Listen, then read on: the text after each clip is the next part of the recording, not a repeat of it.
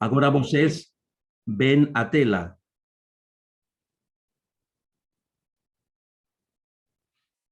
Vocês conseguem ver a tela? Sim, Juan. Ok, Temos perfeito. Muito bem. Agora começamos. Ok. Eu falava que até o último momento estive pensando se esta sessão seria real ou seria uma brincadeira. Porque hoje, 28 de dezembro, celebra-se em Espanha o Dia dos Santos Inocentes. E as piadas são frequentes. Vejo que não em Portugal. Vocês celebram as piadas no 1º de abril. Então, vamos a conversar e a pensar seriamente sobre Taylor juntos.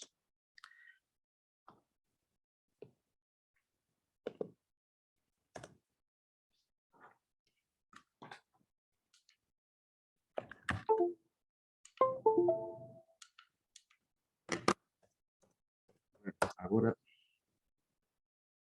a apresentação está parada.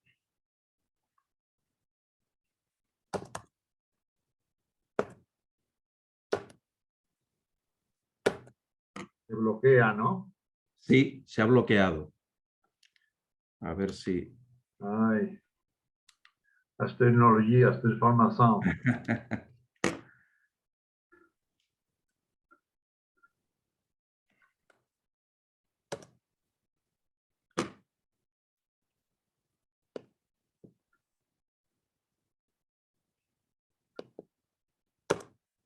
Agora? Agora va a tener. Estou ciente das dificuldades da minha intervenção de hoje, as dificuldades técnicas também, mas, sobretudo, as dificuldades conceptuais. Porque se depara com 3 obstáculos que levaram muitas pessoas a aproximarem-se com boas intenções da obra de Taylor e a desistirem da sua tentativa. Eran cientistas puros que desistiran de seu empeño por encontrarse con conceitos filosóficos que não saben ben como manejar, porque não pertenecen ao campo da ciencia. Estos obstáculos son materia-espíritu, ortogénese, principio antrópico. Para vencelos, precisamos, sem dúvida, do olhar profético e visionário de Taylor.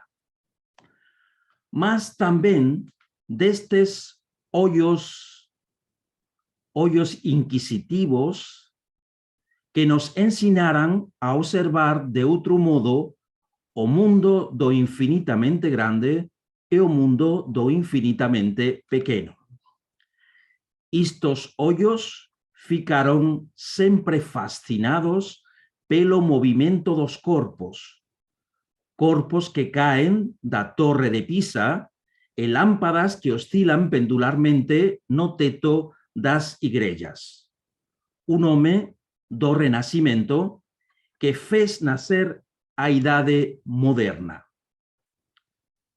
Un verdadeiro revolucionario da ciencia. Galileo Galilei. Os ollos italianos.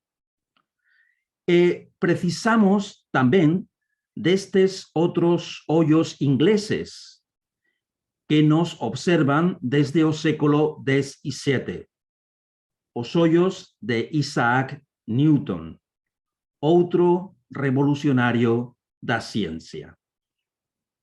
Ambos nos enseñaran que os corpos celestes e os corpos terrestres obedecen ás mesmas leis físicas. Que magnífico aceno a Taylor, que se consideraba tan fillo da terra como fillo do céu, e que procuraba encontrar leis comuns que explicasen tanto a bóveda celeste como a materia terrestre e o ser humano que a pisa. Galileo e Newton sao, junto con Laplace, os dois grandes pilares da física clásica ou mecánica newtoniana. Con eles, tudo parecía estar perfeitamente explicado e determinado pelas leis físicas. Conhecendo as leis, poderíamos predizer cualquier fenómeno físico.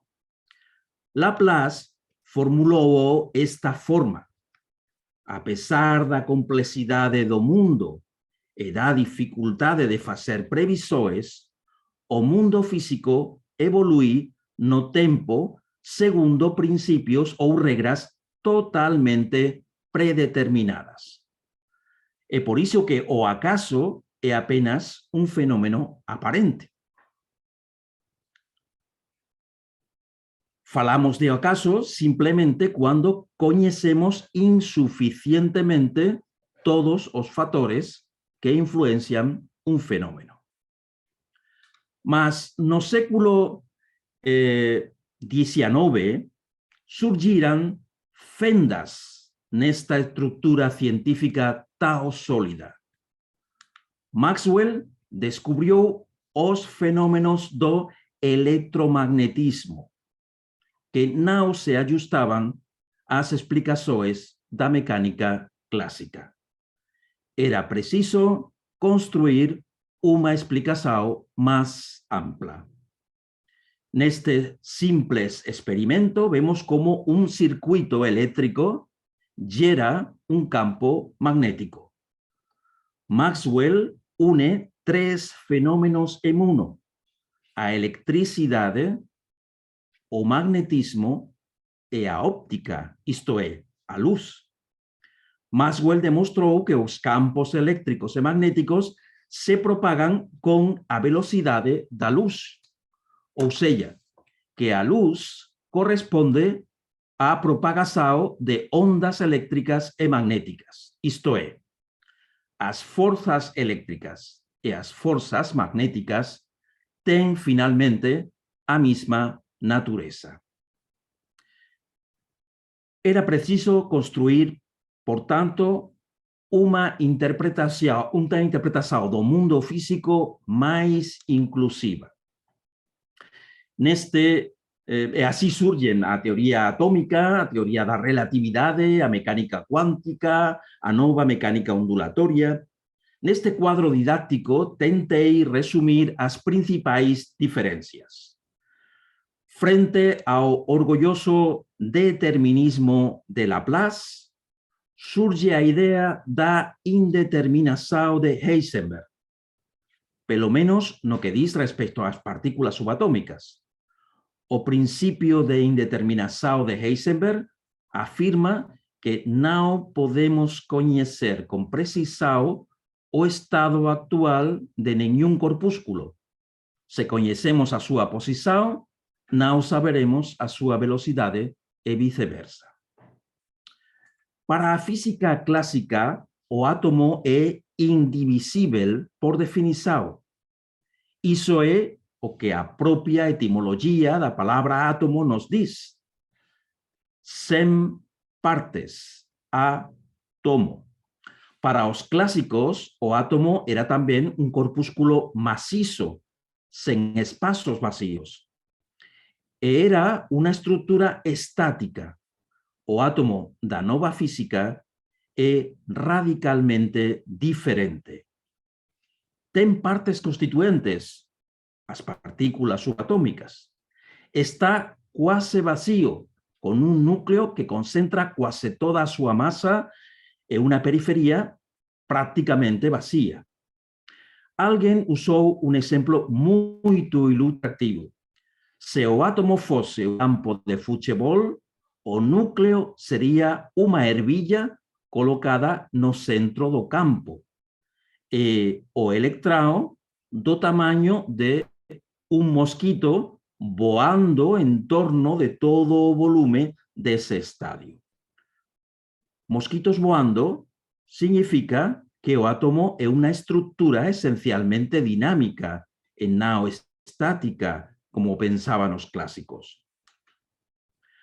A nova física pensa que a matéria e energia são dois aspectos do mesmo fenômeno, não dois fenômenos distintos. A famosa equação de Einstein os conecta. De um espaço euclidiano de 3 dimensões, passamos a um sistema de pensamento que considera o tempo como uma quarta dimensão. A ideia quântica de Planck afirma que a energia não é uma magnitude contínua, mas é emitida, propagada, absorvida e transformada em quantidades concretas, em pacotes de energia, chamados quantos. Não se pode emitir meio pacote de energia ou um quarto de pacote de energia. É preciso emitir um pacote completo ou em valores que sejam múltiplos deste valor. E outra indeterminação, mas se sempre havíamos pensado que a luz era uma onda, agora há momentos que parece comportar-se como uma onda e outras vezes como corpúsculos, os fotóns.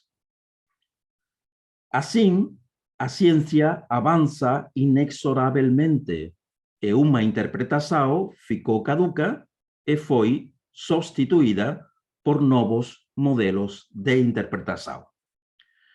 Como se pode ver, a visão do átomo mudou radicalmente. A primeira abordagem sensata da estrutura atômica devemos ao inglês Dalton, que sofria daltonismo, e por isso a doença é chamada assim. Mas, com certeza, ele tinha muita boa visão para outras coisas. Seus postulados continuam vigentes hoje. Os elementos químicos estão formados pelo mesmo tipo de átomos. Os compostos químicos contêm átomos distintos. As reações químicas implicam o intercâmbio de átomos, mas as massas totais devem ser conservadas. Thomson foi o primeiro a detectar cargas elétricas no átomo.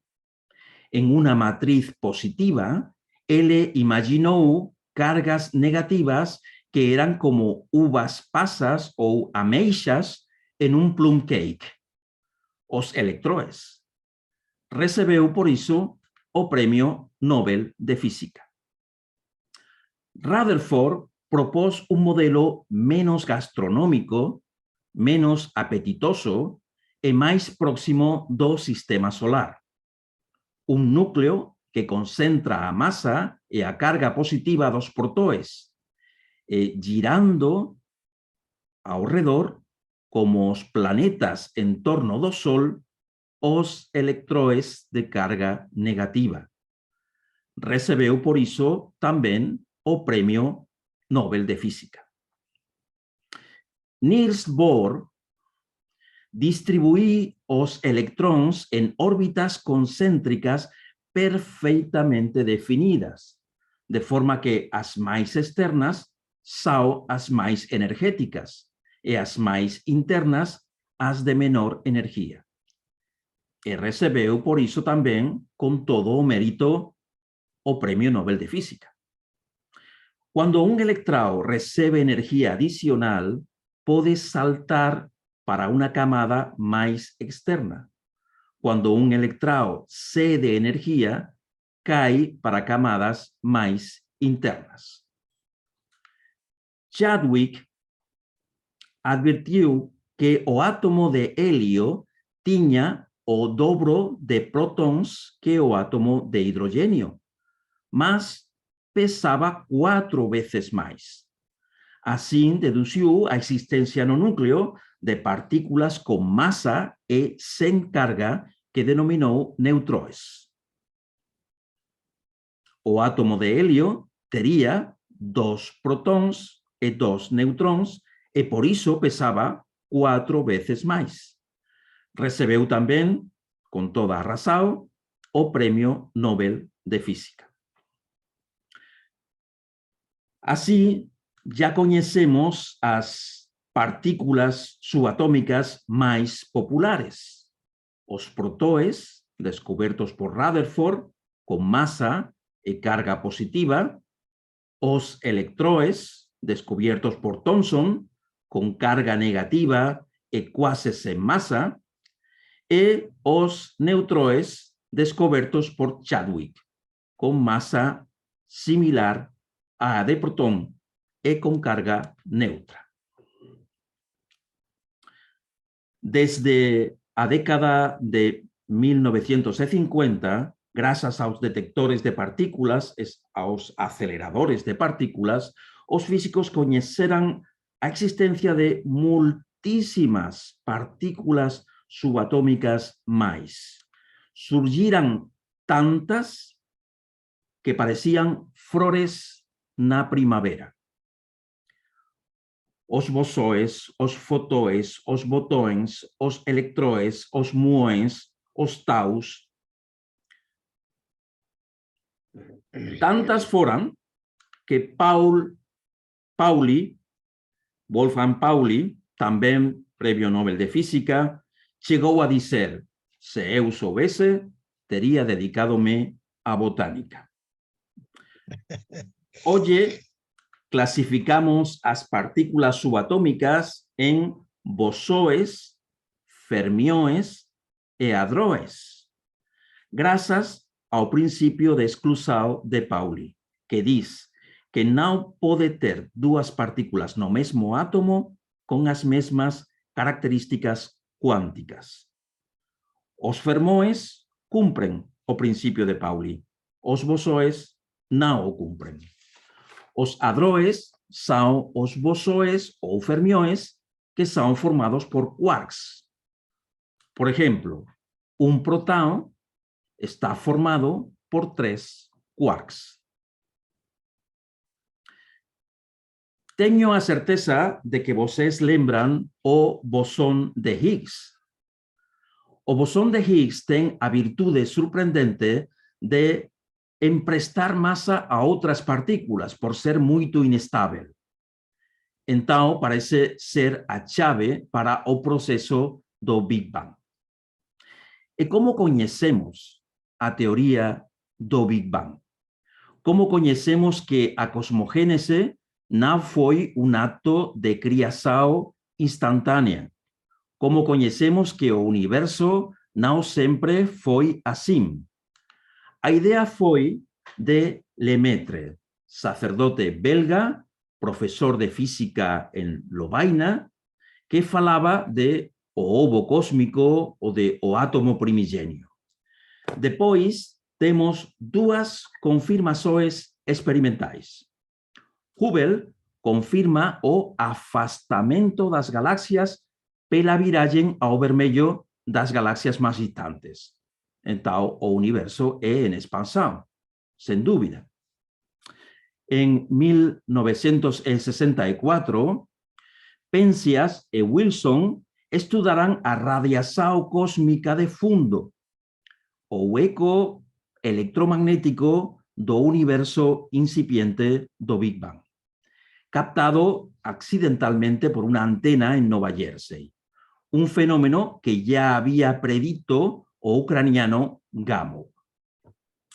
Mas como foi o Big Bang há 14.000 milhões de anos, quando só existiam no universo partículas elementales?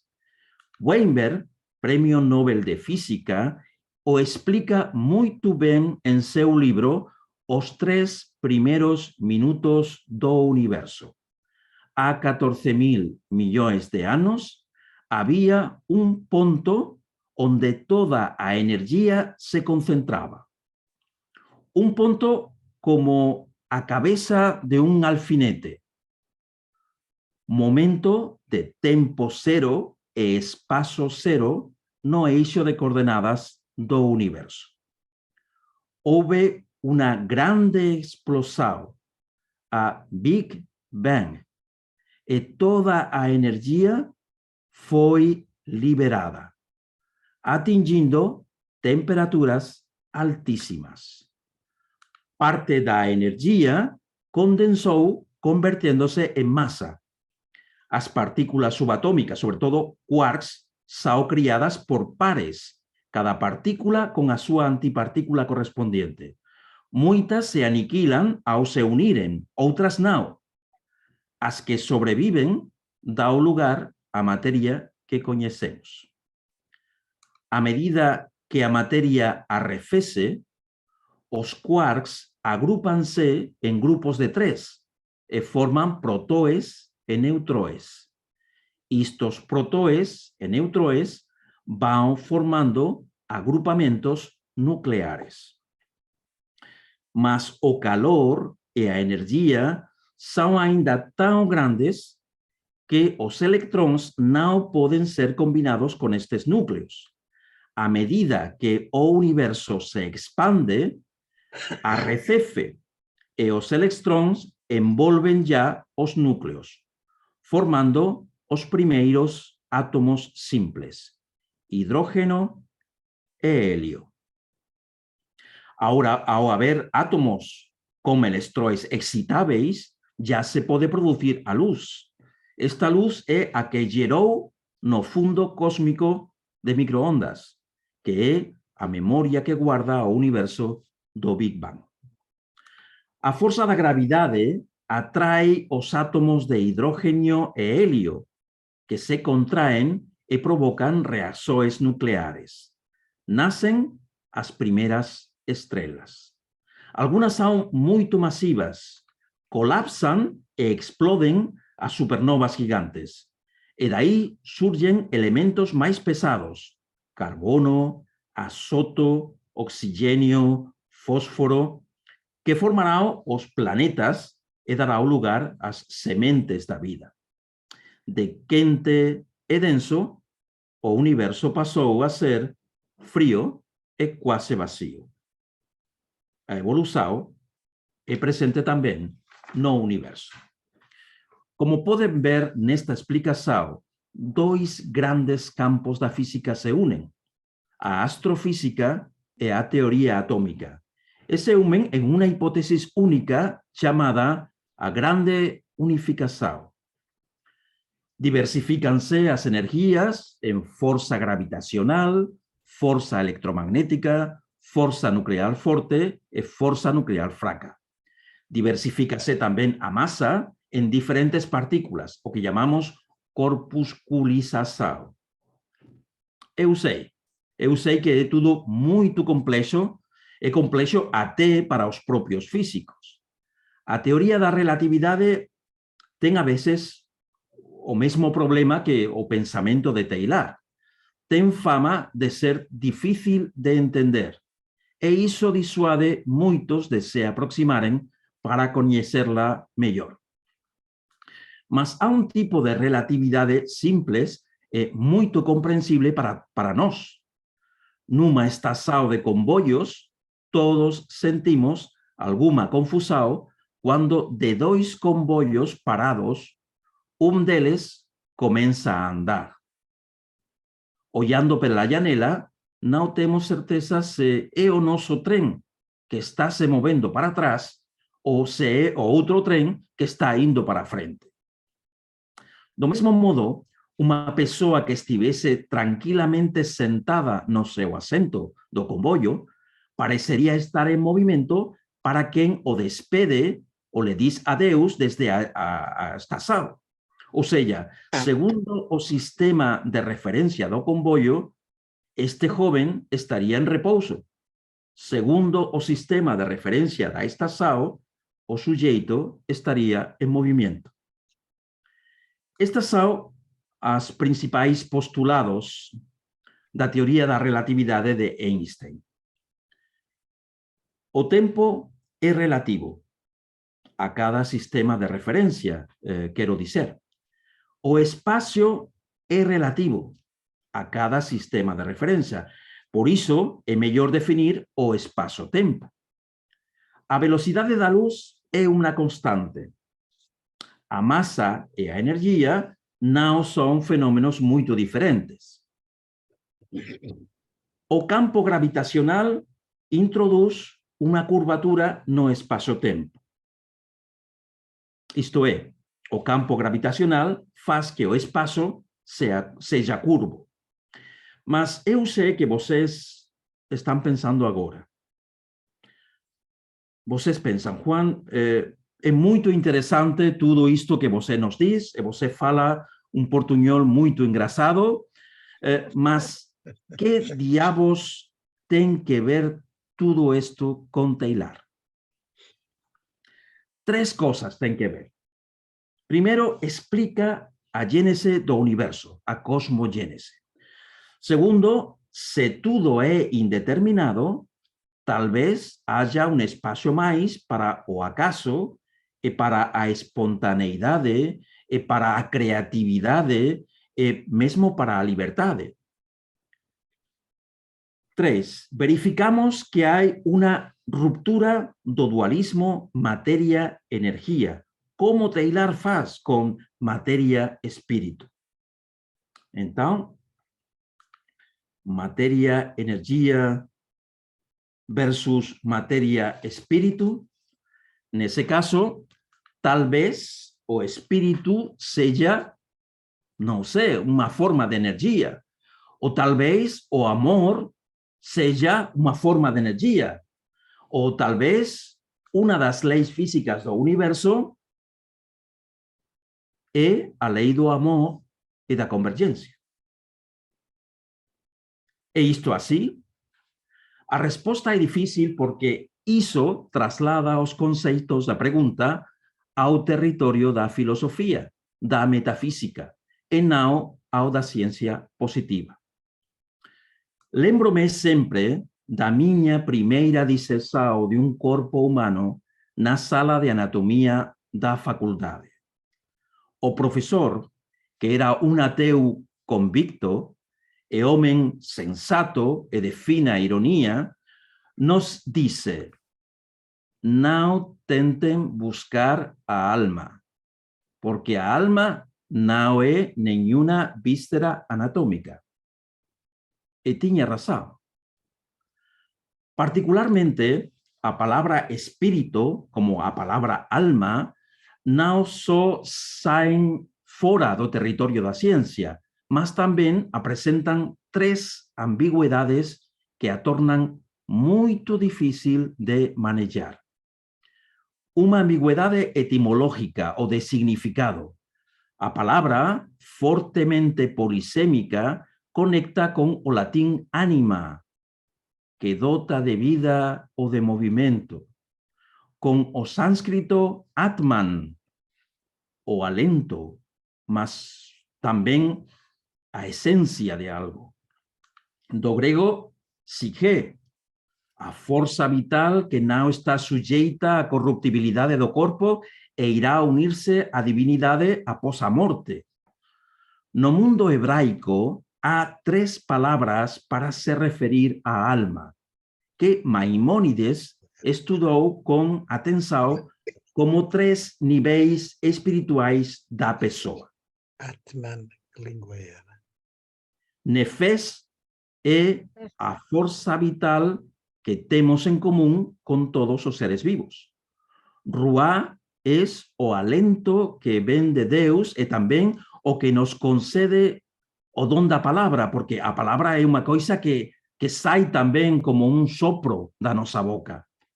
Neshama é a nossa capacidade de pensar. Nefes, a alma que age. Ruá, a alma que fala. Neshama, a alma que pensa. Isto se conecta bem com a ideia cristã dos tipos de pecado. Pecados de obra, de palavra e de pensamento. De nefes, de ação, de ruá, de palavra, e de neshama, de pensamento. Porque esta formulação dos pecados é heredada diretamente do judaísmo. Estou certo, además, de que cada uno de nós pensa em uma coisa diferente quando pensa na alma ou no espírito. Consciência, si mesmo, intimidade profunda, presença de Deus.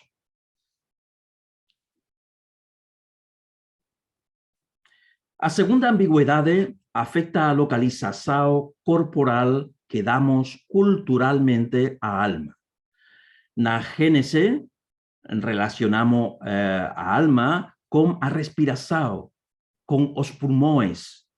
Deus soprou na lama de Adão. No Levítico, con o sangue. A alma é a sangue. Por isso, se recomienda sangrar os animais antes de comelos, o que llamamos carne halal. E por isso, Miguel Servet, que era teólogo e médico, se interesou tanto pelo sangue e pelo sistema circulatorio. E ese interese le custou a vida. Mas hoje pensamos no cerebro. As funções intelectivas superiores trasladan a alma ao cerebro. Santiago Ramón y Cajal estaba fascinado con os neurónios piramidais do córtex cerebral. Chamábaos as borboletas da alma e dicía: non sei se existe a alma, mas se existe, debe estar aquí sen dúbida. A terceira ambigüedade é pensar se a alma ven de Deus ou é parte de nós que nos convida á trascendencia.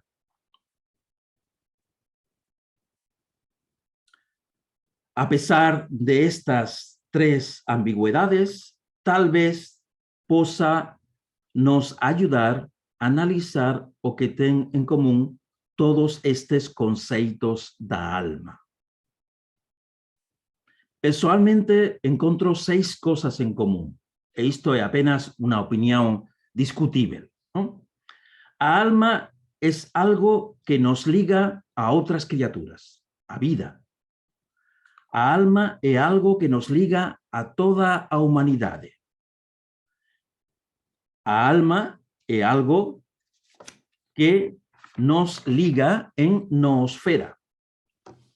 A alma é algo que nos liga á divinidade, es un sentido da trascendencia. E pensamos que iso a torna eterna, alén da morte, e o interpretamos tamén como un don de Deus. Mas, si tuviésemos que resumirlo en una sola palabra, o espíritu é ligação. Cuidado porque esta idea non é de Taylor. Esta é apenas miña interpretación personal. Non é tayloriana, mas Juan de la Galiana.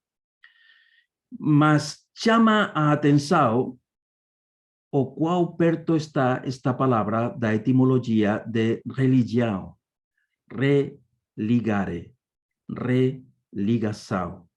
E tamén é unha visión pessoal miña a idea da proximidade desta idea posa ter con o que hoxe chamamos biosemiótica.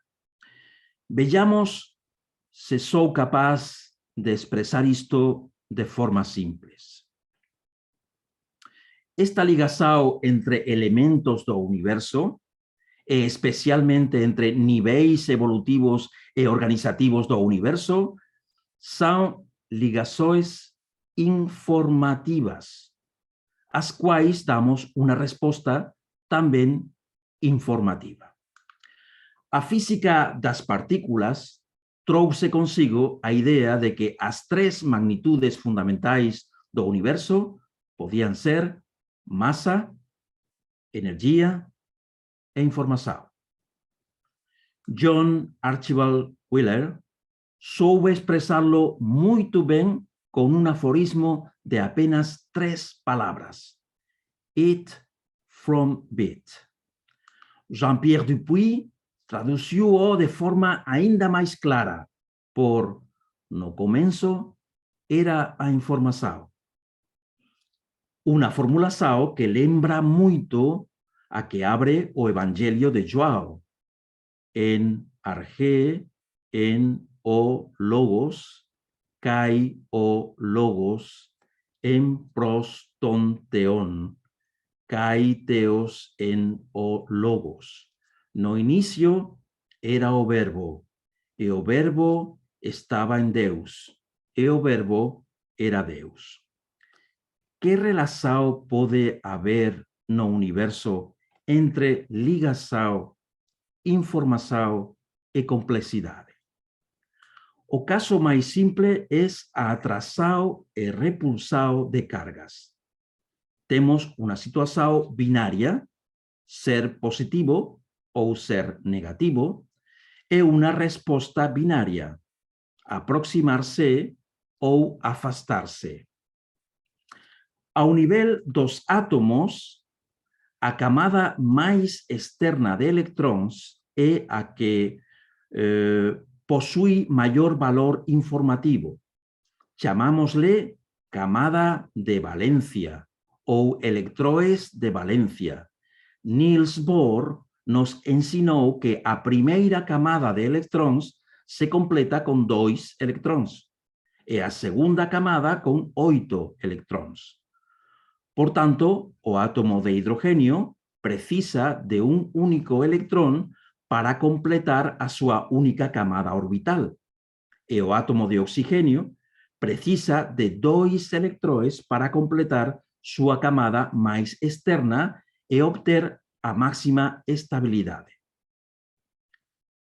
Agora, se um átomo de oxigênio compartilha elétrons com 2 átomos de hidrogênio, os 3 átomos terão conseguido completar as suas carapaças máximas e a molécula resultante, a molécula de água, é muito estável. Aqui temos bom exemplo de convergência a nível atômico e também de informação, já que a informação está escrita na camada mais externa de elétrons. E também bom exemplo de complexidade crescente. Acabamos de passar de átomos a moléculas, do nível atômico ao nível molecular. Taylor falava já disto. Somos, lógicamente, levados a conjecturar en cualquier corpúsculo de materia a existência rudimentar, no estado muito pequeno e muito difuso, de algum psique. Damos mais salto, passamos ao nível das macromoléculas biológicas. As proteínas são longas cadenas de aminoácidos. A ordem em que estes aminoácidos aparecem na cadeia, sabemos que é sinal informativo que pode ser interpretado pelos organismos vivos. Por exemplo, há aminoácido rico en enxofre chamado cisteína, que quando encontrado próximo a outra cisteína, pode surgir entre ambos ponte muito sólida que fará que a proteína se dobre nesse ponto. Por tanto, a estrutura tridimensional de uma proteína dependerá da colocação dessas cisteínas na cadeia. Onde houver 2 cisteínas próximas, a proteína se dobra sobre si mesma. A cisteína é o sinal informativo que diz onde a proteína tem de ser dobrada. Ou seja, as posições das cisteínas na cadeia ditam a estrutura tridimensional da proteína e esta estrutura tridimensional é a chave para a sua função biológica. Por exemplo, as enzimas são as proteínas que controlam todas as reações químicas das nossas células, o que chamamos o metabolismo. A enzima é capaz de unir-se a uma molécula ou substrato, transformá-la químicamente em outra, os produtos. Essa união requer encaixe perfeito de suas estruturas químicas tridimensionais. Quando o laço é perfeito, a reação progride. E quando o laço não é possível, a reação para. Este fenômeno bioquímico é conhecido como especificidade enzimática é muitas vezes comparado ao funcionamento de uma chave e uma fechadura. Se o encaixe da chave na fechadura for perfeito, a porta abre-se. Mas se a chave for errada ou estiver partida ou dobrada, a porta não se abrirá. Novamente, um sinal binário que tem uma resposta binária. Mas em biologia, o código de sinais mais conhecido é o código genético, que se baseia na sequência ordenada de bases azotadas que há na molécula de DNA, ácido desoxirribonucleico. A cadena de DNA é uma molécula em forma de escada que se enrola em espiral.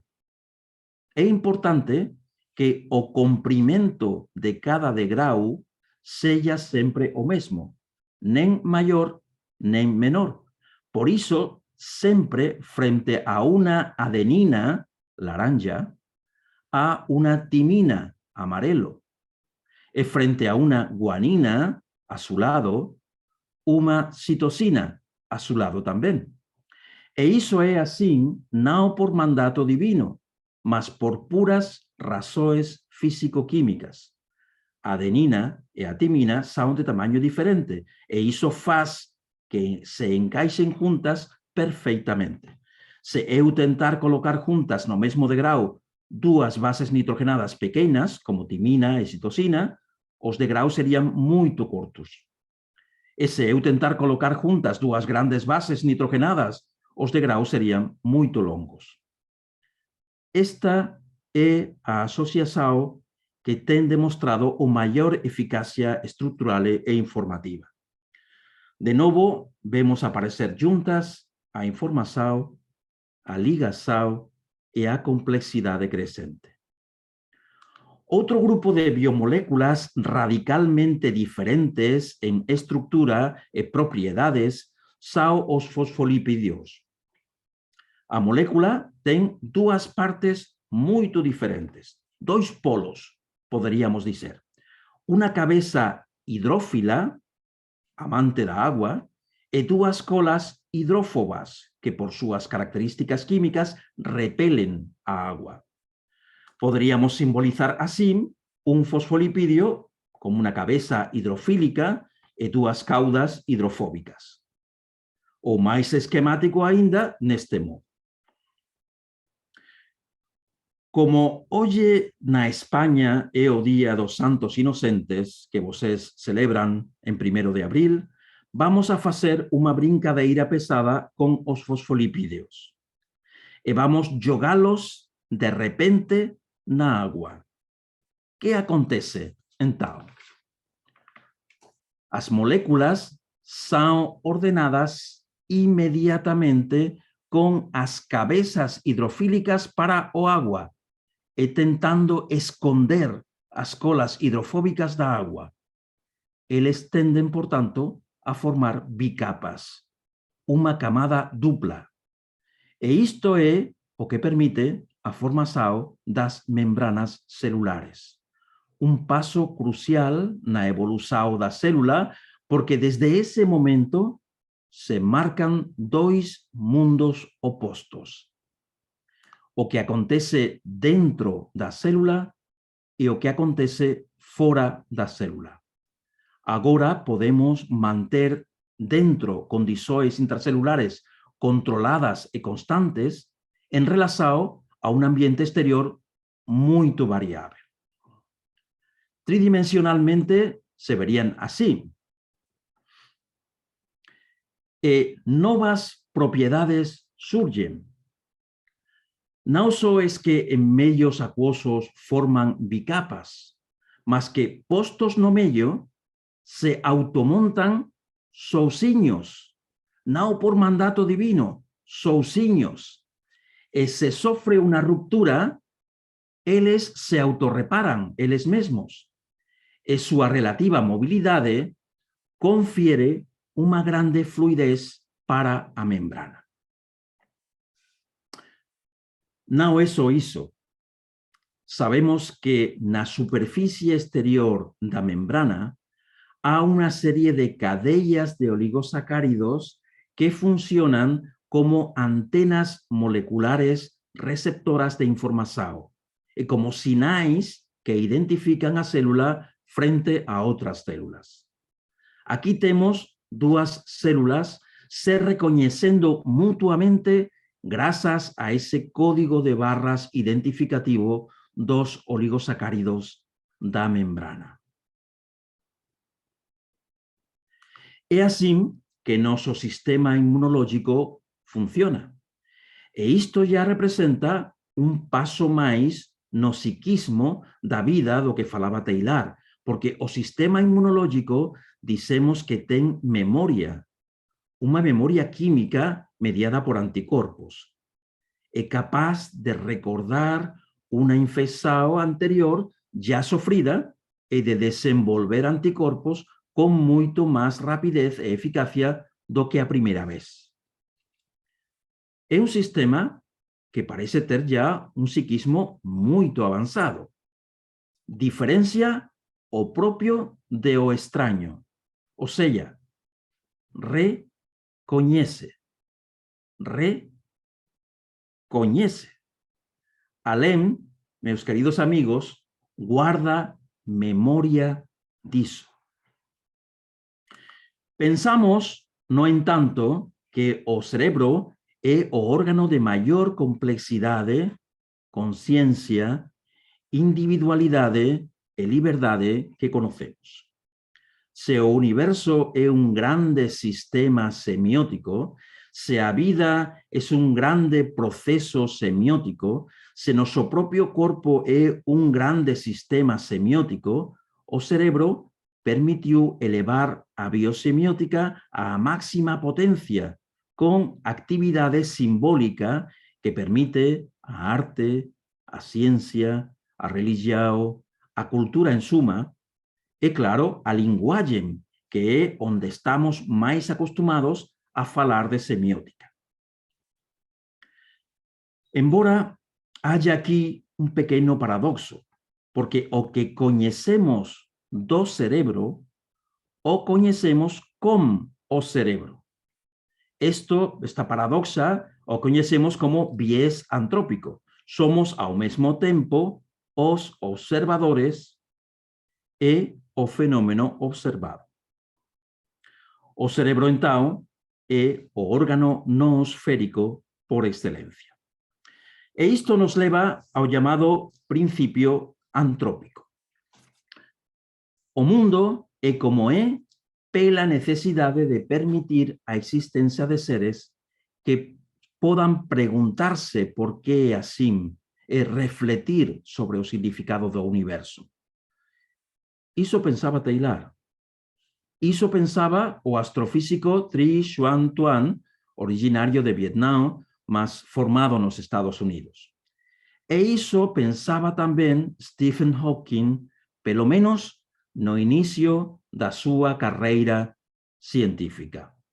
Somos apenas unha raza avanzada de macacos en un planeta menor de una estrela mediana, mas podemos entender o universo, e iso nos torna algo muito especial.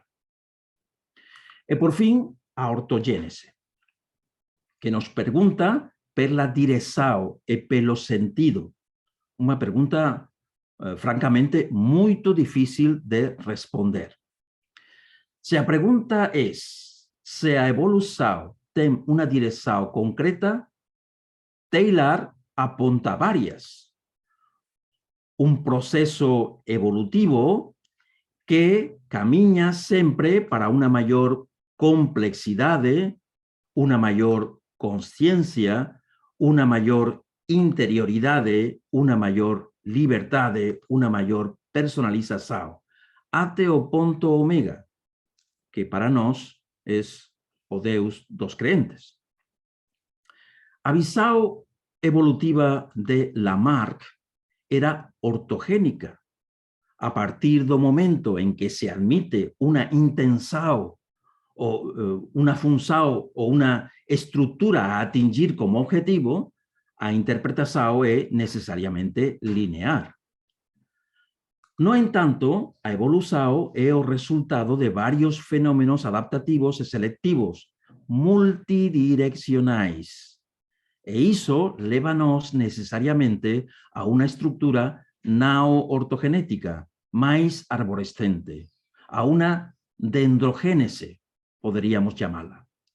E isso também intuiu Darwin, e deixou um gráfico em seu quaderno. I think, eu acho, eu acredito, eu acho que a evolução é assim, e nos deixou um esquema de uma árvore em seu quaderno. Só quando estudamos uma característica evolutiva concreta, anatômica ou fisiológica, nos dá a falsa impressão de ser uma linha reta, como acontece como o exemplo clássico da evolução do cavalo. Podemos alinhar os fósseis no museu para mostrar de um modo didático uma adaptação, a adaptação do cavalo a correr nos espaços abertos, que levou à perda de dedos nas patas e ao aumento do tamanho corporal. Mas hoje sabemos que este processo foi arborescente, com ramos que se frustraram em seu esboço e outros que puderam se prolongar um pouco mais. O mesmo acontece com a linha evolutiva humana, que por motivos didáticos costumamos expor assim.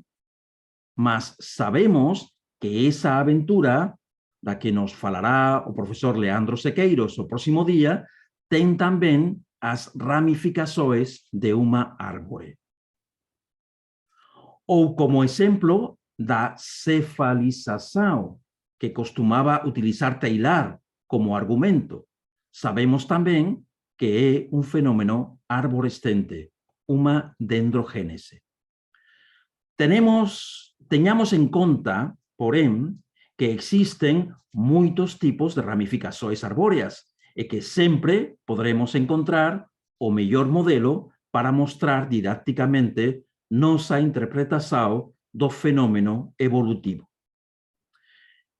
E para terminar, o que dizer sobre o sentido da evolução? Sentido como significado, sentido como razão de ser, sentido como finalidade. Se perguntamos pelo significado, é muito o que a ciência pode contribuir. Sua missão é investigar e tratar de dar significado lógico ao mundo. As outras duas interpretações, sentido como razão de ser, como finalidade ou como justificação, estão fora do campo da ciência e entram completamente no campo da filosofia e da metafísica. Provavelmente, as respostas devem ser pessoais e simbólicas. Esta é a minha. A minha resposta pessoal e subjetiva, mas a minha. Eu acredito que um universo que tem tal dentro de si e a todos os níveis a informação que se oferece e a informação que se recebe, não pode mais que estar completamente cheio de sentido, pelo menos cheio de sentido semiótico. Mas o universo tem uma finalidade? A evolução a um caminho aleatório ou é providencial? Nosso sentido, como crentes, é o ponto omega dos braços bem abertos de Deus Pai que nos acolha. Mas isto não deixa de ser uma opção personal feita a partir da confiança que nos dá a fé. Como todos os caminhos, no caminho da nossa vida pessoal, há aspectos que parecem aleatórios e outros que são fruto de decisões conscientes e bem medidas. Visto a partir do próprio caminho, todo parece uma torrente de eventos incontroláveis que vem sobre nós. Só quando olhamos para trás, vemos que há um sentido, uma direção, e que tudo o que nos acontece parece encaixar-se em um plano lógico.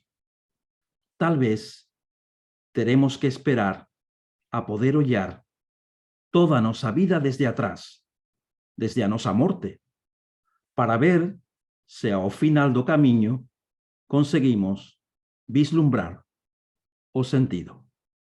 Muito obrigado.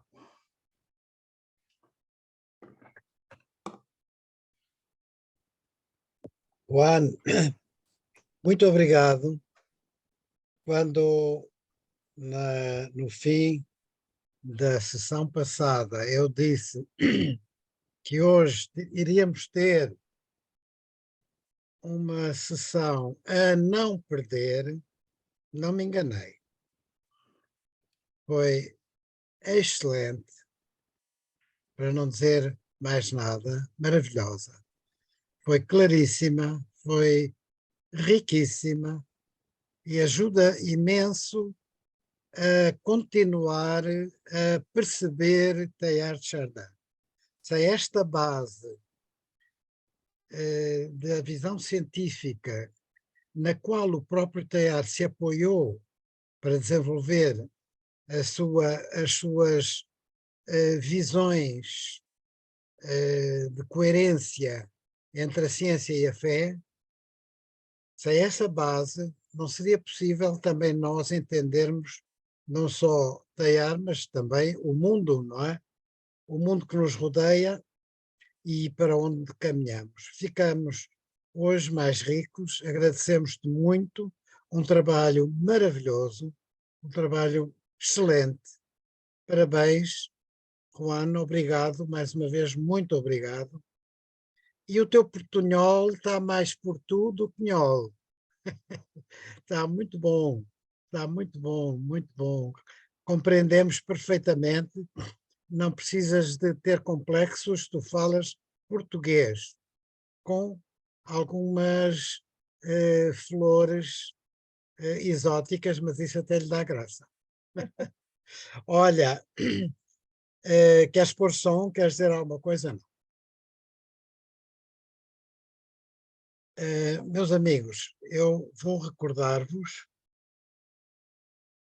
sim, não sei se, como temos ainda um bocadinho de tempo, se houver alguém que queira colocar uma questão, já sabe como é que faz, levanta a mão.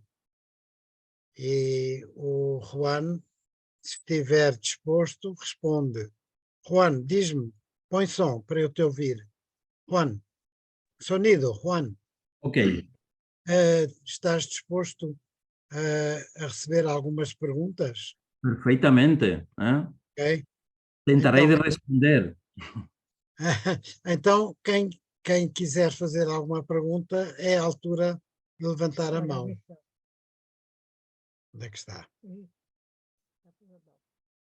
Posso? Mão física. Michel Renaud. Merci beaucoup. Muito obrigado por esta excelente exposição. Valeu a pena, mas os não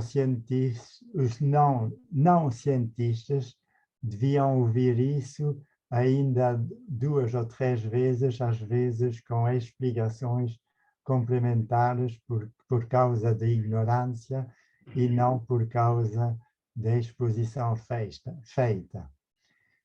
Eu queria perguntar a propósito da ortogênese, se a partir das explicações do livro de Donadieu, se o determinismo e a ortogênese e a finalidade são compatíveis. Mas, tendo escrito uma vez algumas páginas do ponto de vista filosófico sobre este problema, eu teria visto a compatibilidade do determinismo da evolução e da finalidade da evolução a partir de uma noção de viagem. Imaginemos carro que vai de Lisboa a Paris. O condutor conhece o caminho, mas o passageiro não conhece, de tal modo que em cada bifurcação o passageiro pensa que é acaso. Mas para quem conhece o destino, nessa altura há uma finalidade. Imaginemos o carro tendo chegado a Paris. Nessa altura, o passageiro podia receber uma informação retrospectiva que para ele era puro determinismo, Paris foi determinado por todos os cruzamentos escolhidos, e para o condutor seria uma retrospectiva, mas que implicava uma finalidade desde o princípio. Mas tendo lido sobre esta questão de relação entre o determinismo e a finalidade, o que diz Donadieu, principalmente na ortogênese, ele mostra que... Desculpem.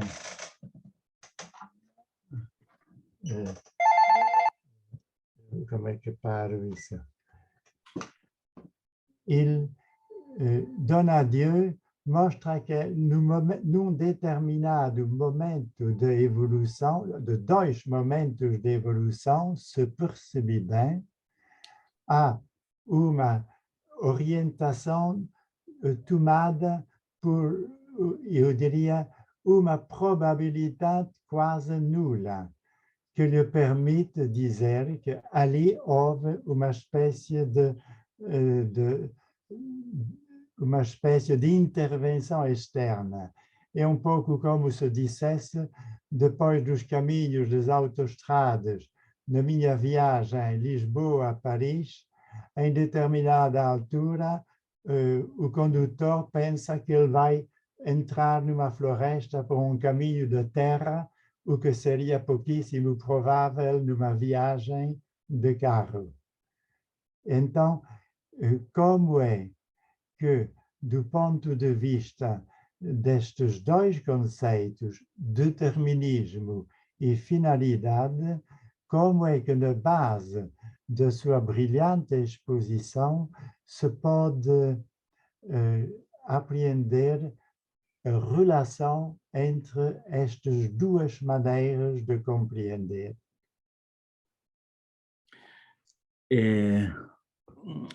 Tu ejemplo del carro y de los viajeros me parece muy ilustrativo, me parece muy buen ejemplo que muestra realmente las dudas que surgen por el camino, ¿verdad? Y la certeza que uno encuentra al final. Yo personalmente pienso que la indeterminación que plantea la nueva física hoy deja un espacio magnífico para el asombro, para el milagro, para la sorpresa, que hace todavía la ciencia aún más atractiva de lo que era antes. Una visión excesivamente determinista resulta asfixiante y deja poco margen quizás a la libertad, ¿no?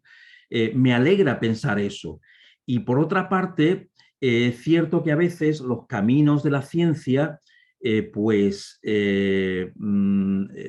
ser paralelos a los de la metafísica, pero casi nunca coinciden, con lo cual a lo mejor el determinismo puede ser científico, pero la confianza en el que conduce el carro puede proceder de otro terreno, ¿no? de la fe, de la confianza. De todas formas, a mí me parece una pregunta extraordinaria, Michel, como siempre, como recuerdo también la que planteaba sobre el psiquismo. No sabes lo que te he tenido presente mientras escribía las notas para esta conferencia, porque recuerdo tu objeción sobre la idea del psiquismo en Taylor, que él utiliza de un modo quizás demasiado metafórico, ¿no? No podemos hablar de psiquismo a nivel de las partículas subatómicas, pero sí hay algo, como él dice, en esbozo, en germen, ¿verdad?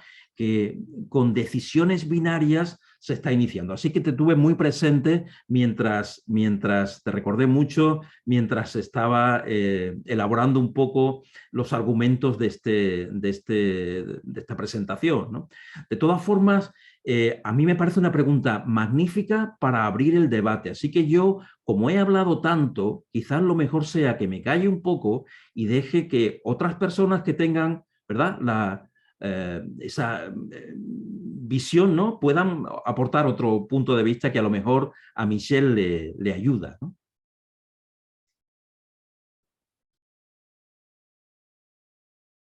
Obrigado, Juan. Isto foi mais um desafio agora para... Ora bem, temos o Belarmino Salvado Barata para falar. Som. Muito boa Belarmino. noite.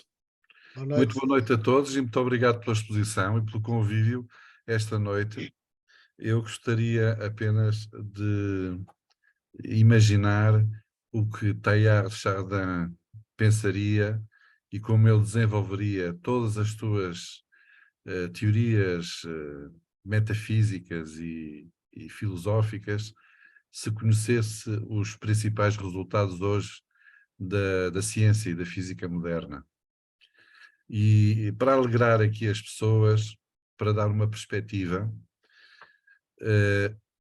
quando Newton formulou as suas primeiras leis, que são fundadoras da mecânica clássica, ele apoiava-se nessa coisa absolutamente maravilhosa que é a experiência. São os resultados experimentais que ele, aliás, tinha de Galileu, e o rigor dele, as leis da mecânica clássica no tempo de Newton eram corretas até 10 levantado a menos 3 do metro, ou seja, até ao milímetro. Hoje sabemos que as leis de Newton da mecânica clássica são corretas em experiências recentes feitas pelos franceses e pelos russos em naves espaciais e em satélites. As leis de Newton são verdadeiras experimentalmente até 10 levantado a menos 15.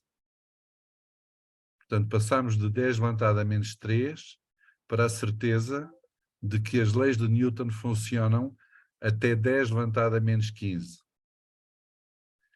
Mas no princípio do século XX sucedeu uma coisa extraordinária.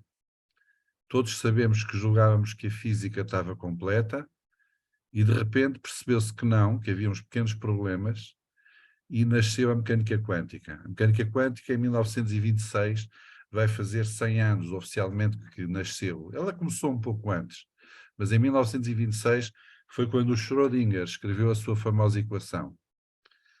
Mas qual é a diferença entre a mecânica clássica e a mecânica quântica? É que a mecânica quântica nasceu com o rigor da ordem dos 10 levantado a menos 64. Nasceu com 64 casas decimais. E hoje a física do Newton é rigorosa até 10 levantado a menos 15.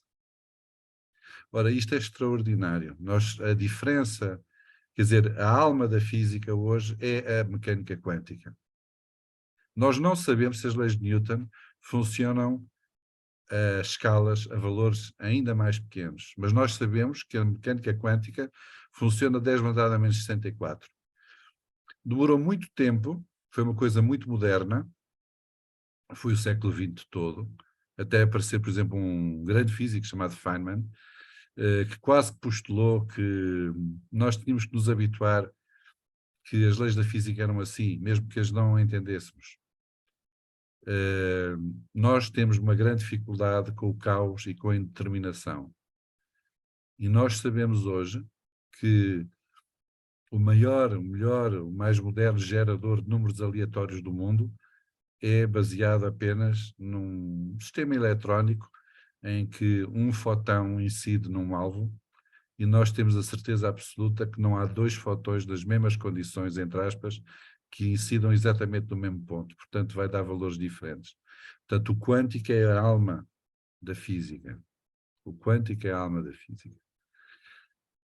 Nós, o Juan Lagala fez uma história, digamos, mostrando o paralelismo, o nascimento dessas duas físicas, juntamente com a realidade, com a relatividade.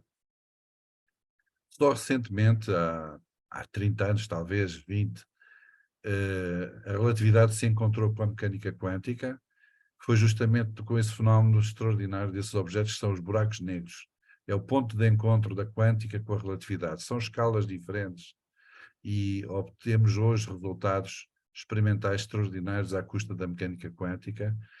E, de facto, há um teorema importante que eu vos quero dizer, que o Steve Hawking demonstrou, é que a informação, essa grandeza física nova, digamos que nasceu com o princípio de incerteza de Heisenberg, a informação é uma grandeza física, como a temperatura, a energia. A informação é uma grandeza física. Essa informação, se cair, se for absorvida por um buraco negro, nós sabemos que ela não se destrói. Nós podemos não chegar lá, a recuperá-la, mas sabemos que ela não se destrói. E isto é para vos dar apenas a noção de que uma mente, uma alma extraordinariamente poderosa como a de Teilhard de Chardin, se tivesse acompanhado durante este século XX e princípio do século XXI os avanços extraordinários da ciência, perceberia que hoje a principal fábrica de conceitos para a filosofia não é na filosofia. A principal fábrica de conceitos é na matemática e na física. E, portanto, hoje nós temos, vou dar apenas um exemplo muito simples, o Juan mostrou como o aparecimento das leis de Maxwell e as leis do eletromagnetismo no século XIX mostraram que, afinal, havia uma grandeza vetorial, havia um campo, era eletromagnético, mas também o gravítico. O modelo depois foi passado também para a gravidade, coisa que o Newton nem suspeitava. E que provavelmente os valores, enfim, são valores que têm, pelo menos os números, têm pelo menos dois componentes, têm direção e têm intensidade, não é? E a última coisa que eu vos quero dizer, e que tem a ver com os avanços da física moderna até hoje, é que finalmente, das dezenas e dezenas de equações físicas e químicas que conhecemos, parece que tudo se resume a 4. E essas 4 são absolutamente universais em todas as escalas, a última das quais é o famoso bóson de Higgs. É a mesma lei que regula o efeito e a existência do bóson de Higgs. E finalissimamente, o que está hoje em causa não é saber o que é um eletrão, um próton, ou um átomo, ou um quark, mas é saber simplesmente o que é uma partícula. Pronto, muito boa noite. Belarmino, muito obrigado. Muito obrigado, Bernardino. Olha. Muito obrigado também pela tua aclaração, ¿no? Hay un libro que no sé si se ve bien, pero es de Charon y se llama El espíritu y la ciencia. Es un físico nuclear que, como muy bien dice Bellarmino, es sorprendente la cantidad de físicos que se forman en filosofía y que se inician, ¿no?, en estas cuestiones relacionadas con la física teórica o con la biología teórica, ¿no?, y que creo que nos aguardan sorpresas muy buenas en este sentido, ¿no? En concreto, yo les recomiendo este que se llama El espíritu y la ciencia.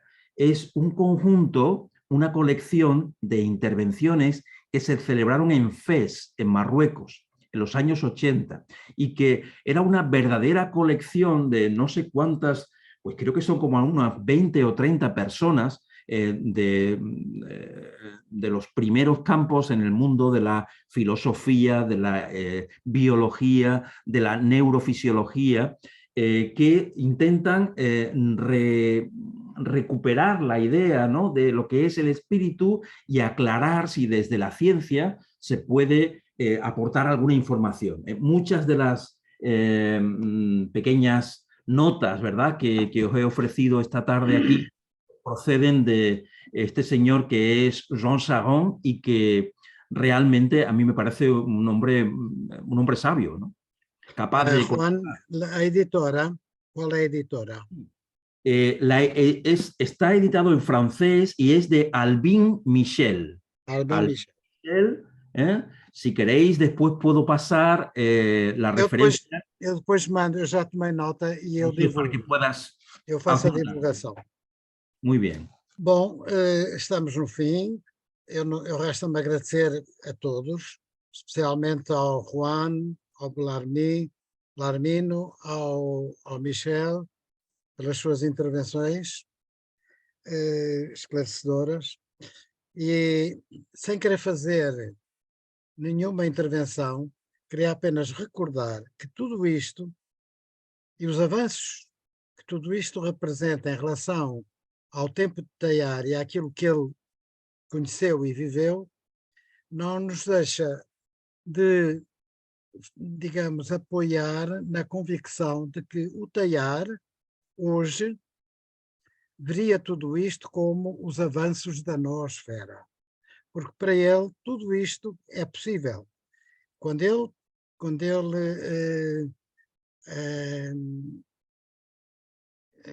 postulou a existência da noosfera, acreditava que um dia da noosfera sairia o ultra-humano, que afinal é a resultante desta evolução mental da humanidade a que nós estamos a assistir e de que hoje aqui tivemos uma excelente prova. Muito obrigado, mais uma vez. Vou recordar que no dia 11 de janeiro teremos uma sessão prática que serei eu a coordenar, mas vou pedir ao Juan para participar, porque com certeza muitos assuntos que irão aí surgir, as questões que irão surgir, vão se relacionar sobretudo com a tua intervenção. Portanto, até ao dia 11, que já será no novo ano, para o qual eu desejo as maiores venturas a todos vós. Muita paz e alegria e saúde. Posso só deixar uma prenda? Agora Faz na favor, despedida. Belarmino. Nós estamos em festa. Quando forem a uma pastelaria e pedirem um mil-folhas, o mil-folhas é atualmente aquilo que os cientistas acham que é a estrutura do universo. Que bom. Boas festas. Com cobertura ou sem cobertura? É uma Com excelente cobertura de pergunta. açúcar É uma ou excelente sem? pergunta. Não lhe sei responder a isso, porque isso tem muita matemática atrás. Sabor, será o sabor da Pronto, muito matemática. obrigado. Obrigado a todos. Juan, terás tu que Boa ser... noite a todos. noite. Muito obrigado por a paciência, por a paciência de vocês. Muito obrigado pelo... Não houve paciência, houve interesse, muito interesse. Juan, terás que ser tu a fechar a reunião, porque és o anfitrião. Boa noite. Boa noite. Boa noite. Bom Boa ano. noite.